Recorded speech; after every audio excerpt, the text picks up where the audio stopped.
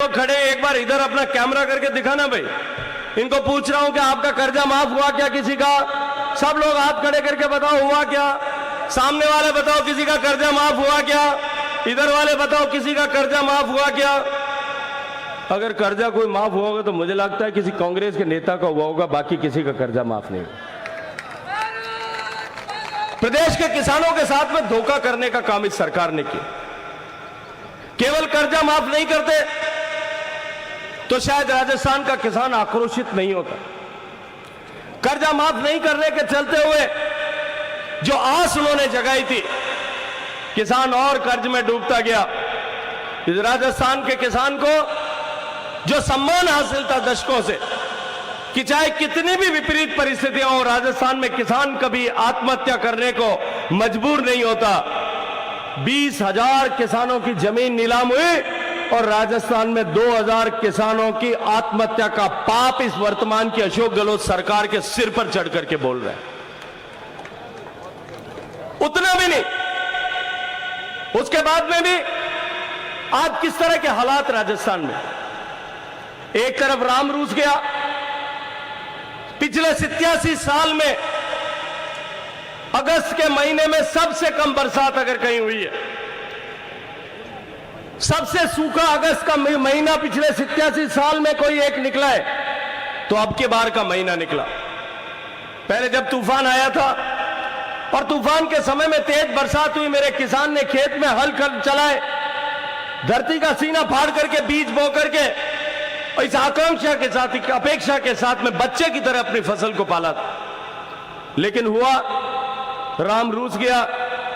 बरसात की सावणु खेती जो बाजरी मूंग मोट बाए थे वो सारे के सारे देखते देखते आंखों के सामने जल गए। दूसरी तरफ जहां जमीन में थोड़ा बहुत पानी बचा है और जब जमीन से पानी निकाल करके खेती करने वाला किसान है, उसकी दुर्दशा का कारण जो है ये वर्तमान की अशोक गहलोत सरकार है। इन्होंने वादा किया था कि हम 6 घंटे बिजली देंगे।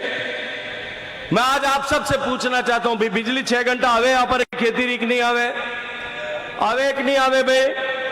6 घंटे छोड़ दो, 60 मिनट भी बिना झपके के बिजली आती है क्या? 60 मिनट भी बिना झपके के ये बिजली नहीं दे सके। मैं आज जिम्मेदारी से आपके सामने कह रहा हूं और सरकार पर यह आरोप लगा रहा हूं, ये बिजली का जो संकट है इन्होंने भ्रष्टाचार करके अपनी जेबें भरने के लिए राजस्थान में ये बिजली का संकट पैदा किया। क्योंकि महंगी बिजली खरीदने में, प्राइवेट कंपनियों से बिजली खरीदने में इनको मलाई मिलती है, इनको चांदी मिलती है। अपनी चांदी कमाने के चक्कर में किसान के घर के बर्तन बिकवाने की मजबूरी की स्थिति इन्होंने पैदा की। किसान को जो पिछले वर्षों में जिस तरह का घाटा हुआ, पूरे राजस्थान के चारों तरफ, मध्य प्रदेश में, हरियाणा में, गुजरात में जो बाजरा उत्पादन करने वाला किसान था, सबका बाजरा जो है वो सरकार ने वहां पर एमएसपी पर खरीदा। आप एक बोरी भी खरीदी हो, कोई एक दानों भी? ये कैलाश चौधरी जी बैठे, भारत सरकार ने लिख करके दिया, इनको अनुमति प्रदान की कि 2,500 रुपए, 2,200-2,300 रुपए एमएसपी का भाव है। किसान को लाभ होगा, 1,200 रुपए में बेचने के लिए मजबूर है। आप एमएसपी पर खरीद करो, लेकिन राजस्थान सरकार ने खरीद नहीं की। हरियाणा में बाजरी 1,200 रुपए में भी, 1,200 रुपए की बाजरी 2,200-2,300 रुपए में बिकी।